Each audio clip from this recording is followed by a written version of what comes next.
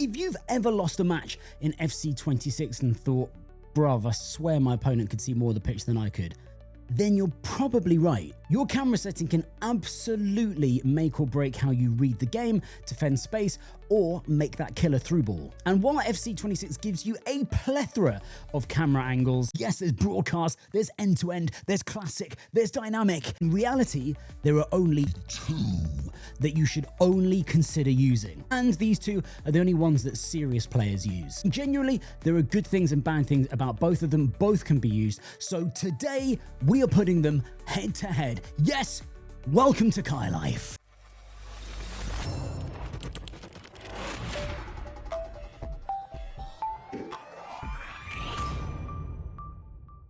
Welcome on in, my name's Kai, this is CaiLife, your home for FC26 content on the Nintendo Switch 2. Now, just to preface this, I am a massive fan of both of these camera angles, and you're going to see me extolling the virtues of both of them, but also talking about the things that I don't like. But genuinely, you should be using one of these two camera angles. It's worth saying that these are useful camera angles to use in every mode. The only mode where I don't use these are in Rush because, well, Rush just isn't really a sweaty mode. I kind of like the Rush camera angle, but I think really you can use this in every and any game mode, offline or online. Now, what's the good reason for just sticking with one camera angle? Well, I mean, obviously you can get used to how that one camera angle looks, so you're not switching between angles. And remember, there are lots of settings where the camera angle will change even stadium to stadium, and that's no good in terms of just getting a consistent style of play and a consistent vision. Consistency is the mother of all important things in an FC game because that equates to good form. Now, before we get stuck in, as ever, if you like what you see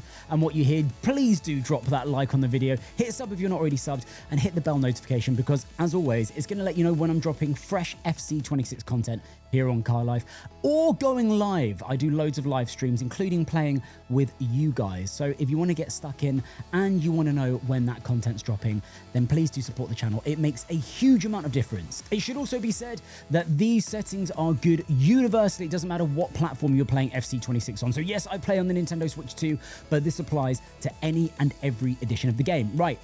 Let's get stuck in. All right, so check it out. Listen, your camera angle in FC26 ultimately defines how you perceive football or how you want to perceive football. And really, the two obvious choices that you've got are between a higher and wide angle, which sort of gives you more information. So spacing, shape, runs is more of a tactical view. And then its counterpart is sort of a closer, tighter camera, which gives you more control rather than information. So think more focus on dribbling, reactions, and immersion.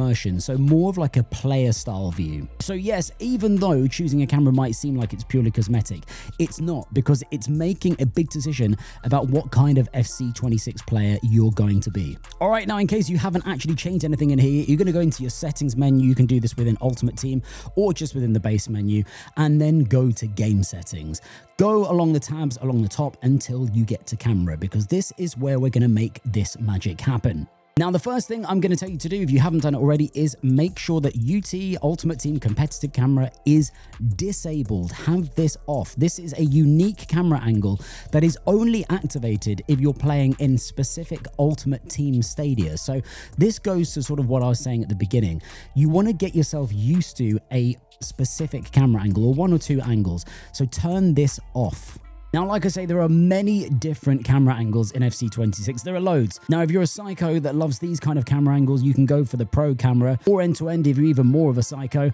But listen, we are looking for one of two angles. And the first one that we're going to go through, the first one we're going to focus on is co-op. This is one of only two camera angles that you really should be considering, and co-op is the first one that we're going to get stuck into. There are of course lots of other options, few of which focus on making this as broadcast friendly as possible, so like you're watching it on TV, but this isn't particularly useful for playing. So like I say, stick it on co-op for this part of the video, and so you can try this out. Now, the next thing you're going to do, and this might be highly controversial, but you are going to turn off power shot zoom. This is when the camera zooms in when you're doing one of your thunder under pump shots from range that inevitably end up going over the bar or parried by a goalkeeper. Turn this off. Now, the reason we're turning this off, and specifically with a co-op camera, and I'll tell you about that in a second, is that you get that zoom when you're starting to fire up a power shot, and that decreases your range of vision. So if you decide that you want to cancel that power shot, you're being given less information about what is around you,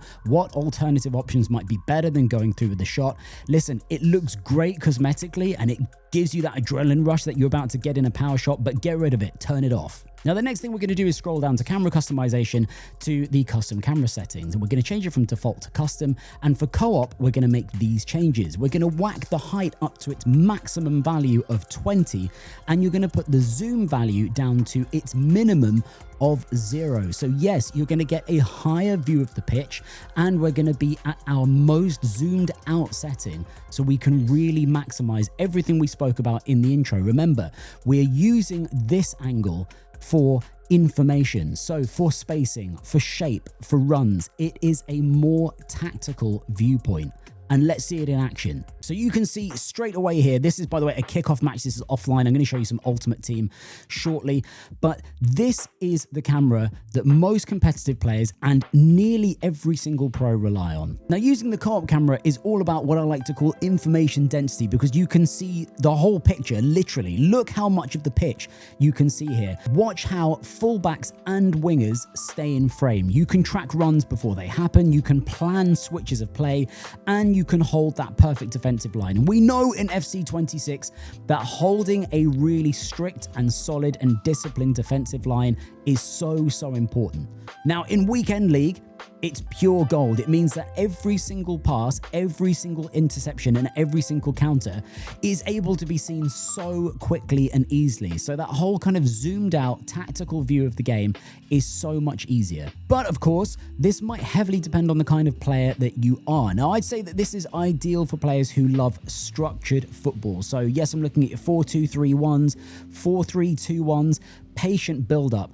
I've been using it in my 4-4-2 with a double pivot, so 2 CDMs, and been having great success with it. Now, the whole point is that this makes you feel like you're more of a manager than just a player, because you can see so much of the game. You're reading space, not just reacting to it. But, and this is important, I said to you I was going to tell you the pros and cons of both of these pivotal camera modes, and every advantage comes with a trade-off. So all of those pros that I've spoken to you about the co-op camera come with their opposites. So because you're zoomed out, players look smaller, so you lose a bit of micro feedback. Those sort of tiny dribble touches or body feints can feel a little less precise because you're so far away from the action. So if you're someone who loves flair, step overs, and just tight space control, then co-op can feel a bit more distant, like watching yourself on TV instead of being the player.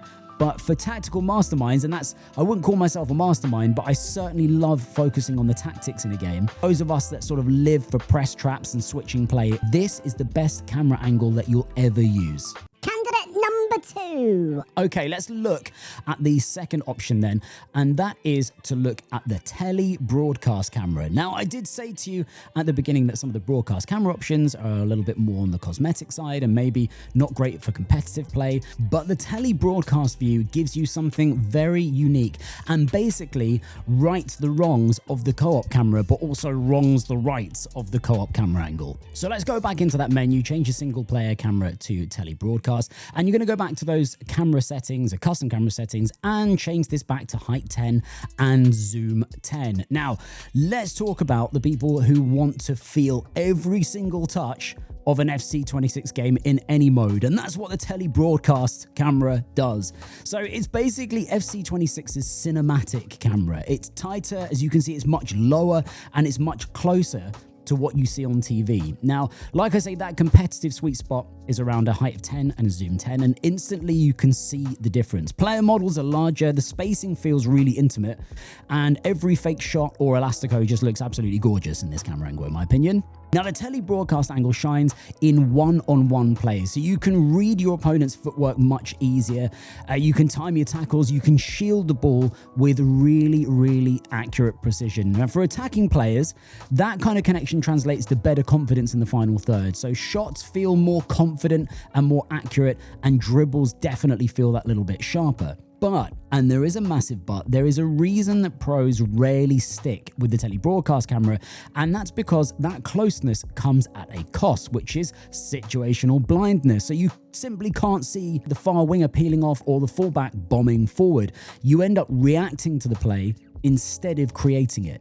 So Tele Broadcast is sort of the feel-good option. It's more fun to play with, absolutely, and it's definitely more immersive. And like I say, it's much truer to a TV broadcast style camera angle. But in a game of margins, in my opinion, awareness beats aesthetics. But I'd love to know what your thinking is on this, because there is no doubt that when I do use the Tele Broadcast camera, my dribbling is more patient and it's more accurate. And the reason it's more patient is because I can't just do those Hollywood passes.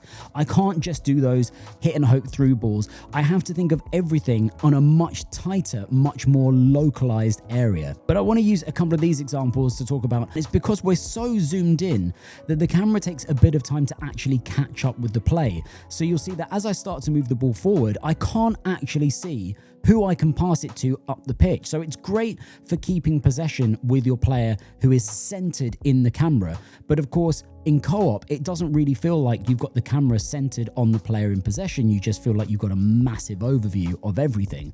But this is the choice that you have to make. Now, like I say, if you're wondering about the rest, so broadcast, end-to-end, dynamic, classic, pro, or the new Ultimate Team competitive camera, listen, they're all playable, but none are truly optimized for high-level Ultimate Team. And listen, that's because they either restrict vision, they swing too aggressively, or they just don't feel that consistent match to match.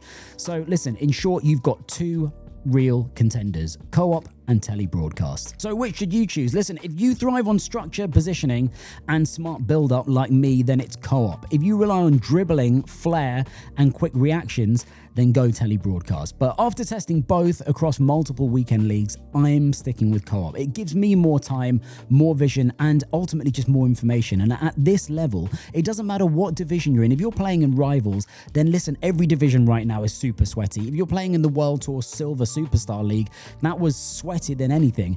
You basically just need to give yourself every viable advantage. And information is everything. But listen, this is what I would say ultimately to you. Try both of these for 10 games and track your results. You'll quickly learn which one fits your specific playstyle, and you'll maybe unlock a few extra wins along the way. And there you have it, my friends. So my angle of choice is co-op. I love using the co-op camera, but the Tele Broadcast also has its massive perks. I want to know what you use. Do you use neither of these? Do you use something else? I want to know why. And if you use one of these, tell me what your favorite thing about that angle is, because I love learning from you guys and I love talking to you guys in the comments. As always, my friends, it's an absolute pleasure. But until that next CaiLife video, take care, much love, and peace out.